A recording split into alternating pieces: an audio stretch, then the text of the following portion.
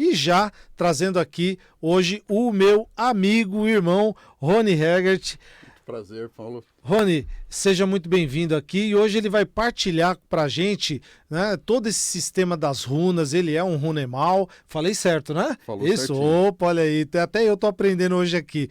Rony, até para a gente abrir para os nossos ouvintes, para a nossa audiência, explica para a gente o que são as runas e como que esse contexto histórico acontece, né, desde as suas origens aí até os dias atuais.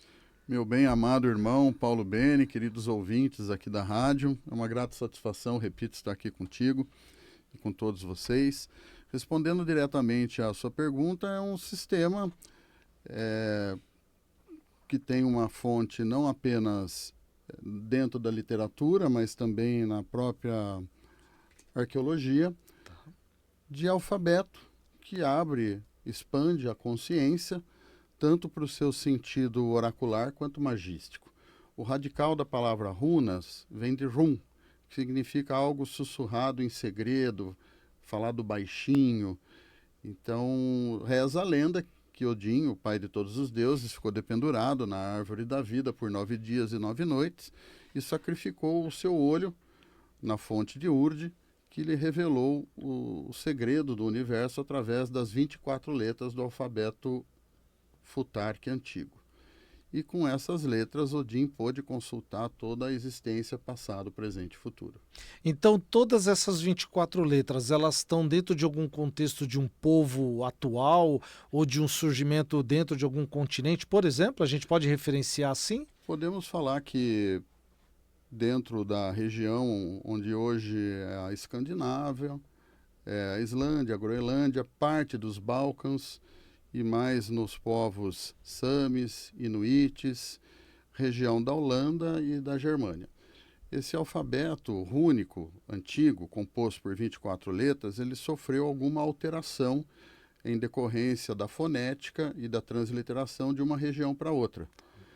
Nós temos ao todo 16 alfabetos rúnicos, sem uso magístico. Se for acrescentar o uso magístico, tem um pouco mais, mas com algumas variações de inscrições e de fala, de som. Mas, de qualquer forma, todos eles remetendo a uma origem mitológica única, né? Germânica. Certo. E, por exemplo, então, dentro desse sistema, você até usou a palavra oracular. Então, a gente pode associar que as runas é um tipo de oráculo. E isso serviria apenas, então, para previsão de futuro, sorte, coisa do tipo, ou tem um alcance muito maior? Quando a gente é iniciado na arte rúnica, a gente fala que é a busca do autoconhecimento, do autodesenvolvimento para o aconselhamento próprio e alheio. Tem a pegada oracular? Tem, mas eu diria que é o primeiro estágio mais simples de todo. O cara, quando é um bom runemal, ele também tem a ambição de se tornar um runatal, que é um mago Vitic, que é um mago rúnico. E aí ele pode dominar vários alfabetos, por exemplo, o alfabeto anglo-saxão, que a gente chama de Futork, que teve alguns acréscimos de letras, tudo, além da pegada oracular, também tem a pegada magística.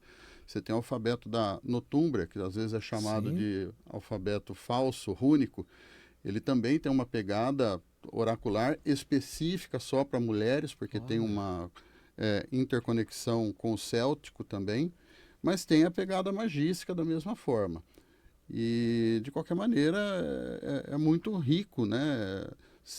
Na verdade, ele surgiu simplesmente como representação de ideias, depois é que se foram atribuídos valores fonéticos, depois é que se inscreveram poemas com eles, depois é que sofreram transliterações para o latim e com as suas diversas variações. E, por exemplo, hoje, como a gente vive num mundo globalizado, né, o mundo da internet, às vezes os nossos ouvintes falam assim, poxa, eu vi num site lá que está vendendo um jogo de runas, né, um sistema de runas, eu vou lá comprar.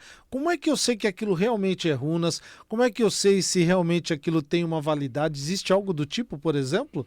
Bom, queria retomar a sua pergunta anterior, que eu acho que eu deixei de responder porque eu me empolguei. Por favor. Mas a runa, para ela funcionar mesmo, né, você pode comprar o seu jogo, mas a runa, para ela funcionar mesmo, a gente diz que ela tem que ser inscrita por você e pintada por você e consagrada por você. Eu mesmo tenho jogo de runas que eu comprei. mas o meu jogo base, né, que eu deixo lá no meu altarzinho rúnico, esse sim eu inscrevi. Você pode inscrever em vareta, em gema, em pedra, sabão, em fava. Ah, então em vários Materiais. materiais. Na época viking, que é uma janela dentro dessa cultura, ela não esgota todo o conhecimento rúnico, é apenas um intervalo. Eles faziam runas ali na hora, no campo de batalha, com os ossos, e consagrava e jogava ali mesmo. Runa não tem essa questão de horário para jogar, de local para jogar, quanto a isso ela é bem despojada. E respondendo, ela, com todo respeito aos demais oráculos também, que eu tenho a minha formação, mas não é o meu atendimento, runa eu costumo dizer que ela diz muito, ela diz pouco e fala muito. Ela é bastante contundente, ela é bastante assertiva, direta, ela não tem muito essa pegada aconselhativa, sabe? Um alcance de um bom runemal, já experiente, eu diria que depois de uns 3 anos é que o cara com muita prática, disciplina, ele se tornaria assim, ele consegue ver até 6 a 8 meses. Até porque hoje em dia, graças ao avanço tecnológico, social, as mudanças acontecem muito rápidas, né? Então, uns 6 meses assim, ele consegue alcançar com uma jogada, uma boa tirada rúnica, e tem várias técnicas que são utilizadas conforme o tipo de pergunta. Eu Então, costumo dizer que o bom oraculista, ele sabe qual tipo de jogada ele vai fazer para o tipo de pergunta que está sendo consultado. entendi. Então, por exemplo, dentro de uma sessão de atendimento, você também está avaliando o tipo de pergunta do consulente, entendendo a necessidade dele, e dentro desse aconselhamento, como você falou, porque às vezes a gente está acostumado com os aconselhamentos de tarô, baralho cigano, búzios, que com todo respeito são oráculos muito poderosos, mas então a runa vai para um outro caminho. É aquela coisa mesmo da cultura talvez mais Contundente e assertiva. anglo-saxão, né? Mais contundente, direta. Ou seja, quando a pessoa recebe um aconselhamento desse tipo, seria algo do tipo faça, ou aquilo que está sendo previsto não dará certo ou dará errado, é isso? Excelente Por pergunta. aí? Eu costumo deixar isso muito bem claro no meu curso, né, nas minhas aulas para os meus alunos. Falei, olha, quando você está com um consulente diante de si e está caindo muita runa ligada ao passado dele, e ele está respondendo, isso já aconteceu, isso eu já sei. Pois é, se a runa está rebatendo, frisando isso, é porque ele tem que ter consciência do passado. Nós temos as 3 senhoras do destino, as 3 Nornes, né? Urdri, Verdandi e Skuld. Quando sai uma runa muito ligada ao passado da pessoa, é que a pessoa está agindo no automático no presente e não está tendo domínio dela do futuro. Então ela tem que se conscientizar do que aconteceu, porque é isso que está levando a uma repetição de padrões de conduta. Quando sai muita runa do presente, o aconselhamento que a gente dá pro runemal e também para o consulente, numa supervisão, diz o seguinte, cara, aproveita o seu momento, não seja folgado, mas também não desperdice, não espera as coisas acontecerem por si só, faça-o aqui agora. Por isso que os nórdicos eram muito atirados, porque o presente para eles esvaía muito rápido pelos vãos dos dedos. Então, se ele não tivesse esse espírito aventuresco, de pioneiro, de vanguarda, o passado não ia mudar e o futuro ele não ia dominar. Então eles se lançavam mesmo, até por uma questão geográfica do país deles, eles tinham que se lançar adiante, né? E quando sai runa muito do futuro, é exatamente para chamar a responsabilidade da pessoa. Geralmente quando sai muita runa assim para o futuro, é mais no sentido aproveita que você está numa fase do sair do agora e já por concretizar daquilo que você almeja, do seu projeto, daquilo que você quer. E é interessante porque dentro do sistema de runas, do pouco que eu conheço, né, o alfabeto, os desenhos, aquilo que está escrito, a gente não entende, porque a gente está olhando diferente talvez de um arcano do tarô, que você olha, consegue ler o símbolo, né, ou outros tipos de oráculos. A runa traz essa coisa do misticismo ou a coisa mística. Agora, ainda assim, existe, por exemplo, uma condição energética dentro de tudo isso, ou é apenas um sistema, vamos dizer, de tabelado, A e B? Quando sai isso, é aquilo. Existe algo energético dentro disso, dentro desse poder oracular das runas? Excelente pergunta, eu vou aproveitar aqui para vender o meu peixe. Vamos lá. Que é do Centro Cultural Esotérico da Gaia, né, onde eu sou professor, onde eu me formei também, assim como você, em outras áreas. Um bom curso de runa, ele tem que trabalhar com os 2 hemisférios cerebrais, com o racional e com o intuitivo. E por quê? Porque você tem que sopesar uma questão cultural, geográfica, linguística, que só o conhecimento racional, intelectual lhe proporciona.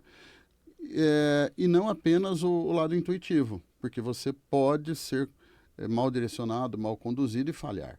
Então, um bom oraculista rúnico, ele vai trabalhar com uma base sólida, densa e extensa, as duas coisas de conhecimento, principalmente em cosmogonia, em teogonia, antes mesmo de se arriscar a ler e que dirá fazer magia. Sem dúvida. Então, quase que metade do curso, né, eu dedico muito ao conhecimento das deusas, deuses e de toda essa região geográfica que eu falei para você, porque todos eles têm o seu elemento de gema, de incenso, de erva, de perfume, de datas.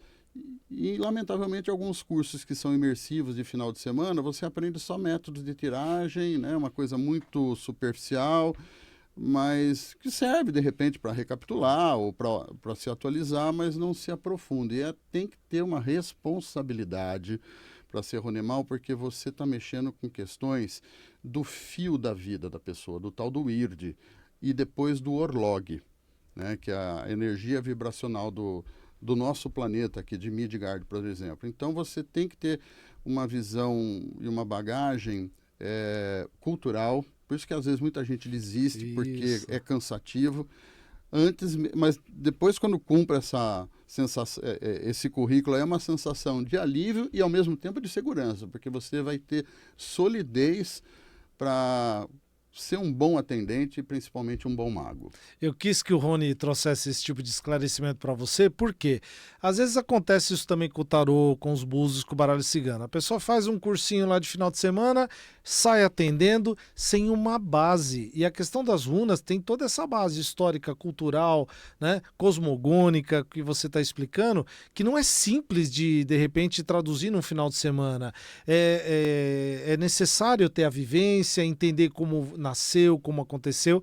E a próxima pergunta que eu vou fazer, eu sei a resposta, mas eu quero que ele diga. Vamos lá, Paulo. E principalmente quando a gente vai nessas feiras, que eu adoro as feiras esotéricas, amo.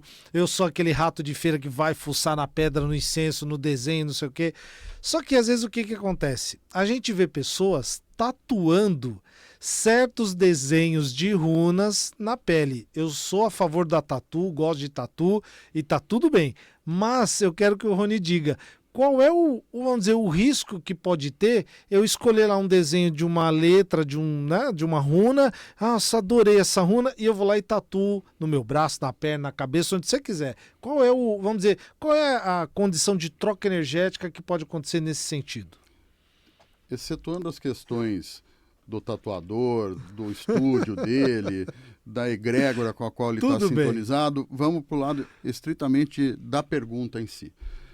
Nós temos o elmo do terror, que é um símbolo que os próprios vikings, quando atacavam os seus inimigos, colocavam nas velas dos barcos ou pintavam na própria testa.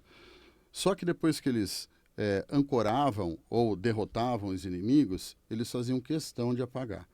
O elmo do terror, que é o Aegdesir, ele é o famoso caça-treta. Imagina você ter isso no corpo. 24 horas por dia. Vai chamar confusão, né? E outra, por exemplo, por uma questão cosmogônica, os duendes, os elfos, eles não gostam desse símbolo nas velas. Então era só para espantar o inimigo quando estava chegando. E detalhe, quando eles usavam o Aegdesir, eles usavam outros símbolos rúnicos complexos, além de Bindrunes, para direcionar o elmo só para aquilo. Sim. Diferentemente da bússola viking, que é um outro símbolo que às vezes se assemelha um pouquinho, né? O Vigdizir, que é a bússola rúnica, tudo bem, que é tatuar no corpo, né? Para você se achar nos 9 mundos, aí, abrir os portais, vai da sua ousadia, e quem pode com mandinga carrega para atuar de fato, né? Mas quem não, melhor não. Eu teria uma restrição com relação a isso.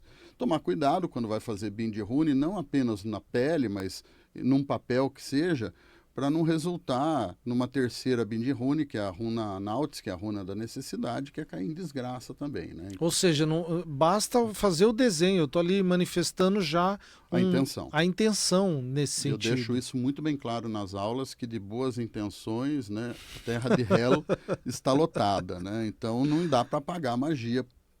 Foi sem querer querendo, não tem Kiko em runas, não existe. Não existe. E dentro desses estágios, então você falou, o Runemal, ele está ali trabalhando com a área oracular. Então, as próximas etapas ou próximas fases são pessoas que trabalham então com magia mesmo usando as runas. E qual é o alcance dessa magia? Até onde ela pode, por exemplo, poxa, eu quero entrar em contato com o Rony ou com algum outro colega para entender esse tipo de magia. Como que isso acontece? Para decepção da audiência, quer fazer magia? Faça para você. Inicie-se em runa. Perfeito. Aqui nós não fazemos amarrações para o amor, Não nada contra quem faça, né? Mas cada um tem o seu crédito, o seu saldo bancário, que é a conta do Orlog vibracional. Tanto é que, se eu fizer uma magia rúnica, vai voltar para mim? Não, cara, vai voltar para o universo. Só que ao voltar para o universo, você não vai ter crédito para fazer as outras que você precisa, ou de repente até quer para você mesmo. Ou seja, o sistema de runas entende que existe um balanço na vida. Existe uma conta corrente. Diferente, talvez, do sistema de karma que a gente entende. Não há polaridades, há complementariedades entre nós. Então, olha só que interessante, porque a gente está muito acostumado a falar em karma, né, débitos anteriores. O sistema de runas está transitando por um caminho mais de equilíbrio. Exato. Entendendo que, de repente, tudo que eu faço, há, claro, sim, uma consequência, mas eu preciso, então, trabalhar dentro da construção do equilíbrio. Daí a importância da gente reverenciar muitos ciclos da natureza, as forças da natureza, porque para a gente tudo é uma questão de equilíbrio, isonomia, equidade, além, né, dos nossos ancestrais que merecem toda a reverência junto com a natureza. Então a gente procura manter tudo o mais equilibrado possível. Se há excesso de gelo, um pouquinho de quentura também. E o reverso é verdadeiro. Também é verdadeiro. Existem, por exemplo, né, às vezes a gente vê nos filmes, né, sistemas nesse sentido. Agora, quando a gente fala da sétima arte, existe alguma, mesmo hoje lá na região da Europa, coisas do tipo, as runas são usadas mesmo dentro, seja pela arte, pelo exemplo que ela tem, pela força de milênios que ela já habita, ou seja, o quanto as runas hoje ela é conhecida dentro do mundo, ou é apenas aqui no Brasil que a gente tem essa questão das runas? Conta um pouquinho pra gente disso. Lamentavelmente, te agradeço pela pergunta, mas lamentavelmente durante a Segunda Guerra Mundial nós tivemos uma apropriação indevida pelo nacional-socialismo, né, pelo nazismo, Sim. que se utilizou de alguns símbolos rúnicos, invertendo-os, né, com a runa sigil, com a própria suástica, e acabou degringolando a coisa. Nos anos 70 esse estudo foi retomado por runólogos mais sérios, mais éticos, e a partir dos anos 80 houve uma difusão maior dentro da literatura e a coisa está se encaminhando.